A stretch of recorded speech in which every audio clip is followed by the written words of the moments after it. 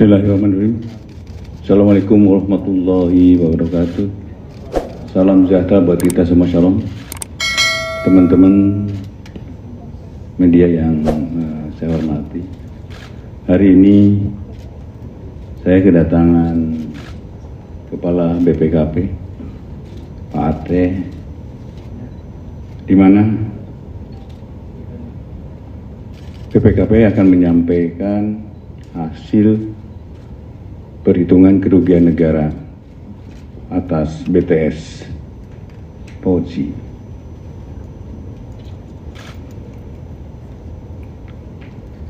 Hasil perhitungannya sudah final dan tentunya kami setelah final perhitungannya kami akan tindak lanjuti ke tahap penuntutan. Mengenai jumlahnya, nanti Pak Kepala BPKP akan menyampaikan berapa temuannya dari proyek berapa. Dan untuk itu, silakan Pak Kepala BPKP. Terima kasih Pak Jaksa Agung. Assalamualaikum warahmatullahi wabarakatuh. Teman-teman, bahwa kami sesuai permintaan Jaksa Agung Muda Tindak Pidana Khusus Kejaksaan Agung RI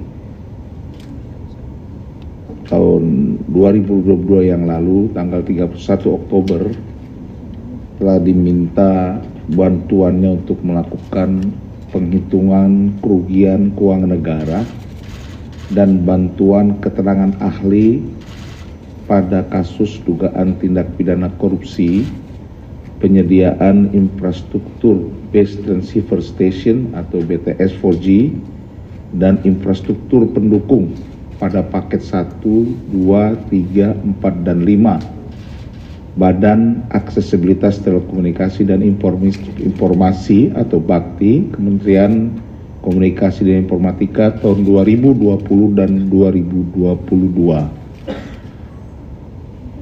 Setelah berdasarkan surat permintaan itu, kami meminta expose dari penyidik tentang hasil penyidikan yang sudah dilakukan, dan berdasarkan itu kami melakukan penelitian dan menerbitkan surat tugas audit perhitungan kerugian keuangan negara. Dalam proses menghitung kerugian keuangan negara, BPKP melakukan prosedur audit, ini antaranya melakukan analisis dan evaluasi atas data dan dokumen, melakukan klarifikasi kepada para pihak terkait, dan juga melakukan observasi fisik bersama tim ahli BRIN dan penyidik ke beberapa lokasi. Selain itu juga mempelajari dan menggunakan pendapat ahli pengadaan barang dan jasa LKPP, ahli lingkungan dari IPB, dan ahli keuangan negara.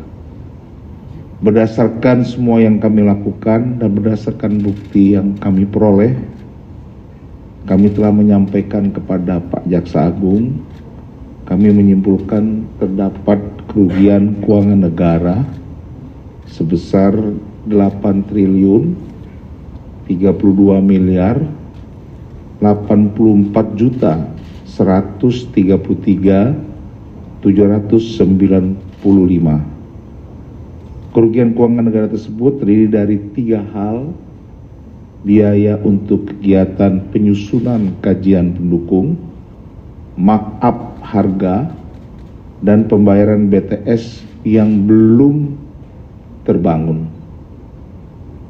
Demikian yang bisa saya sampaikan Pak Jaksa Agung. Saya kembalikan kepada Pak Jaksa Agung. Terima kasih. Baik Pak Ketua Kepala BPKP. Teman-teman, seperti teman-teman ketahui bahwa kami telah menetapkan 5 tersangka atas kasus BTS ini. Yang pertama adalah AAL, kemudian GMS, YS, MA, dan IH. Saat ini penyidikan telah selesai dan kami akan serahkan tahap 2-nya kepada penuntut, Direktur Penuntutan. Dan selanjutnya akan segera kami limpahkan ke pengadilan. Itu informasi yang pertama, teman-teman. Kemudian ada beberapa hal nanti juga akan disampaikan oleh Pak Jampisus, kemudian teman-teman di Dirdik. Kami juga telah selesai melakukan masuk ke tahap penyidikan khusus. Ada 6 tersangka perkara PT Graha Telkom Sigma periode 2017-2018. Kemudian yang kedua, penyidikan perkara tipikor program pengelolaan dana pensiun perusahaan pelabuhan dan pengerukan pada PT Pelindo. Yang ketiga, penyidikan perkara tindak pidana perkara korupsi fasilitas pembiayaan dari beberapa bank oleh Waskita dan Waskita Beton. Yang kelima adalah penyidikan tindak pidana korupsi pada pekerjaan pembangunan jalan tol Jakarta Cikampek ruas 2 Cikunir sampai dengan Karawang Barat. Saksi yang dilakukan atas perkara Waskita ini sebanyak 46 orang. Kemudian berikutnya adalah penyidikan perkara tipikor pada pengelolaan kegiatan usaha komoditas emas. Ini dalam pendalaman terus, mudah-mudahan kita dapat membuktikannya. Kemudian yang keenam adalah terkait rekapitulasi aset terpidana Beni Cokro. Pengembangan dari sita eksekusi ini, kita telah menyita 1.974 bidang tanah. Saya kira itu yang dapat kami sampaikan. Nanti silakan Jampisus ya akan menyampaikan, dan setelah itu ada masih nanti Dirdik sama Kapuspen yang akan menyampaikan lebih lengkapnya. Silakan Pak Jampisus. Terima kasih Pak. Jadi teman-teman semua, sesuai janji kita bahwa kita akan melakukan evaluasi pada forum Expus. Sebagaimana teman-teman semua ketahui bahwa ini akan kita lakukan waktu itu janji setelah Lebaran. Ini sudah kita lakukan evaluasi terhadap semua penanganan perkara. Seperti yang Pak Jaksa Agung sampaikan, dan semua ada progresnya. Kita tetap berupaya khusus untuk menyelesaikan sesuai dari target. Berusaha cepat dan berusaha nanti kita publish semua hasilnya. Termasuk perkara BTS ini. Ini sudah selesai dan tadi sudah disampaikan kerugian cukup besar, 8T lebih. Nanti akan lebih terbuka di persidangan tentunya. Di sana akan terbuka masing-masing peran para terdakwa.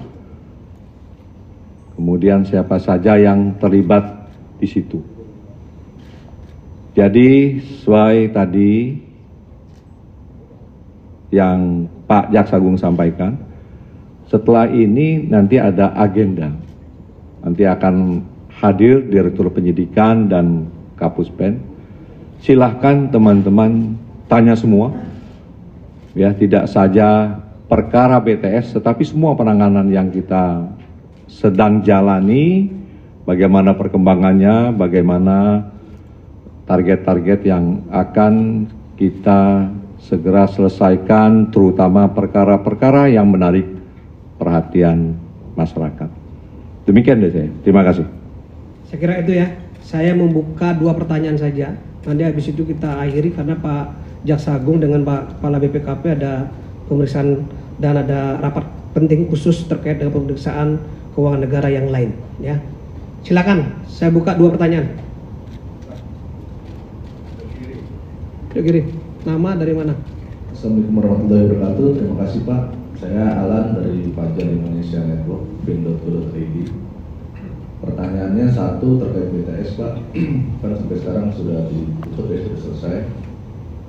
Tapi menariknya Pak, sampai saat ini apakah ada keterkaitan kuasa pengguna anggaran ya, Pak Menteri di sini dalam perkara ini, karena melihat kerugian negaranya kan sangat luar biasa besarnya Pak, 8 triliun. Ada juga informasi yang menyebutkan bahwa per proyek itu ada permintaan 500 juta untuk Pak Menteri sebagai dana staf untuk staf-stafnya. Nah ini seperti apa Pak? Apa nanti misalkan muncul di pengadilan menjadi fakta persidangan, apakah akan ditindaklanjuti atau seperti apa? Terima kasih Pak. Lagi Ya, satu silakan. pertanyaan lagi. Ya, silakan. Dari CNN.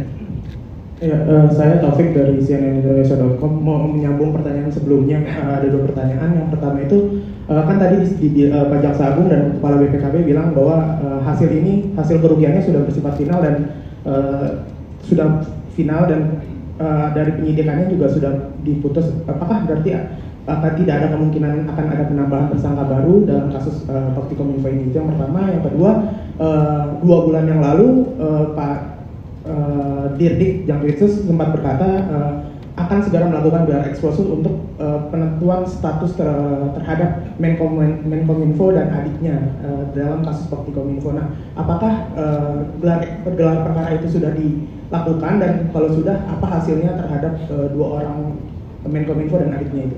Saya kira cukup ya. Bapak silakan Bapak. Baik. Pertanyaannya sama sebenarnya. Hampir mirip Pak. Yang pasti kalau nanti faktanya terbukti dan ada menyangkut ke beliau, kita tidak akan mendiamkan ini. Yang penting penyidik dan ada fakta, saya akan tindak lanjut ini. Kemudian yang kedua.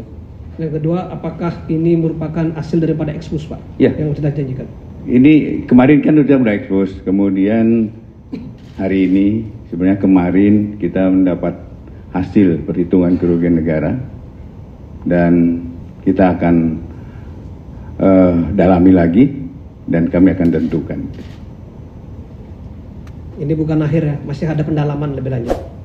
Saya kira itu rekan-rekan media ya. Selanjutnya kita akan bergeser ke bawah karena ruangan ini akan dipakai untuk rekan-rekan BPKP dan Pak Jaksa Agung untuk melakukan rapat lanjutan seperti janji saya tadi. Silakan.